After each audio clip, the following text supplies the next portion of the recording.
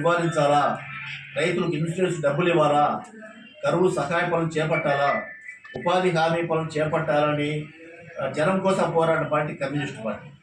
ఈ 5 ఏళ్ల కాలంలో నయా పైసా ఉద్యమం చేయకుండా ఇప్పుడు మాకు ఓట్లు వేయండి అడిగే నైతిక హక్కు, అర్హత ఆ 2 రాజకీయ పార్టీలకు లేదు, టీడీపీకి, వైఎస్ఆర్ పార్టీ. కాబట్టి సిపిఐ పార్టీ గెలిపించండి, సిపిఐ పార్టీని ఆదరించండి. తద్వారా పత్తికోట నియోజకవర్గ అభివృద్ధి కోసం సిపిఐ పార్టీ కృషి చేస్తుందని నేను ఇది మూలంగా తెలియజేస్తాను.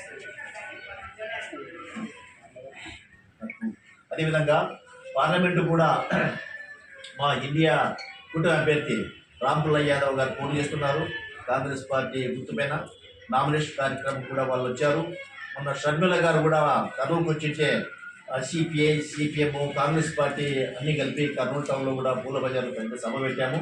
ఈ నేపథ్యంలో మా ఇండియా కూటమిలో భాగస్వామ్యమైనటువంటి కాంగ్రెస్ పార్టీ అభ్యర్థి రాంపుల్లయ్య యాదవ్ గారికి కష్టం గుర్తికి ఓటేసి పార్లమెంటుకి ఆయన గెలిపించాలని కూడా నేను తెలియజేస్తాను.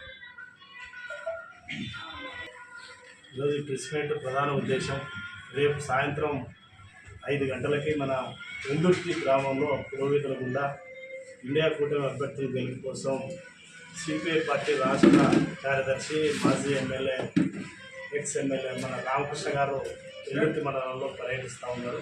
ఆ కార్యక్రమాన్ని విజయవంతం చేయాలనేది ప్రధానమైనటువంటి ఉద్దేశం. అదే గత 3-4 దినాలుగా వెల్దుర్తి మండలంలో ఉండి ప్రచారం తిరుగుతూ ఉన్న వివిధ గ్రామాల్లోన మొదటి రోజు చెరుకులపాడు గ్రామానికి వెళ్ళిన సందర్భంగా చెరుకులపాడులోనైతే రోడ్లు చాలా అధ్వానమైనటువంటి పరిస్థితుల్లో ఉన్నాయి. ఆ వీడియోస్ అన్నీ కూడా, ఫొటోస్ అన్నీ కూడా తీసి ఫేస్బుక్లో కూడా అప్లోడ్ చేయడం జరిగింది.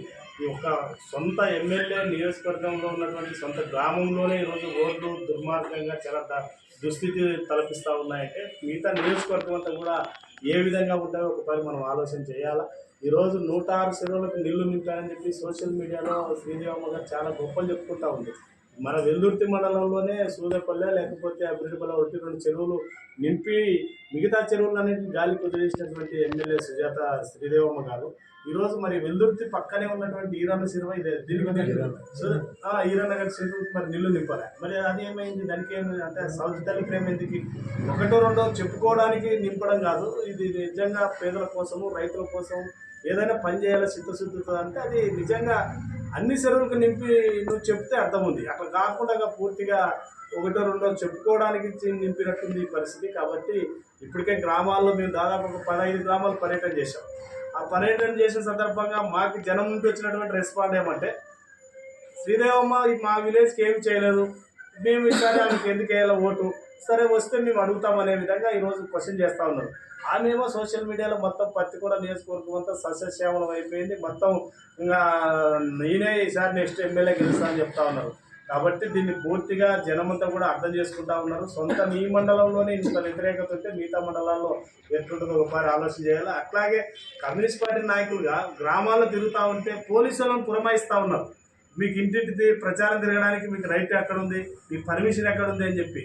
ఇంత ప్రజాస్వామ్యంలోన రాజ్యాంగబద్ధంగా మనకు ప్రచారం ఎక్కడైనా స్వేచ్ఛగా చేసుకోవడానికి రైట్ ఉంది. ఇక్కడ అధికారులని పోలీసులను పురమాయించి ప్రచారాన్ని అడ్డుకొని వీళ్ళ ప్రచారం జరగకూడదంటే మాత్రం ఇది రాచరిక పరిపాలన తలపించే విధంగా ఉన్నది.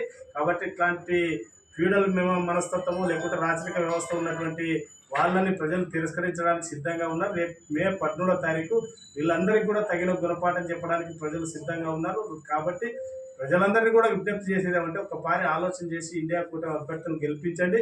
కర్నూలు పార్లమెంట్ అభ్యర్థి రాంపుల్లయ్య గారు హస్తం గుర్తు, కంకికొండ గుర్తుకి, రామచంద్రయ్య గుర్తుకి ఓట్లు వేయడం ద్వారా రైతులు తీసుకున్నటువంటి బ్యాంకుల్లో తీసుకున్న అన్ని రకాల అప్పులు 2 లక్షల వరకు రుణం మాఫీ చేస్తానని చెప్పి ఇండియా కూటమి ప్రధానమంత్రి అయిన వెంటనే ఫస్ట్ సంతకం దానిపైన పెడతానని చెప్పాడు రాహుల్ గాంధీ గారు. అట్లాగే ఆంధ్రప్రదేశ్ ఈరోజు రాజధాని లేదు, అనేక రకాల ఇబ్బందులు పడతా ఉంది.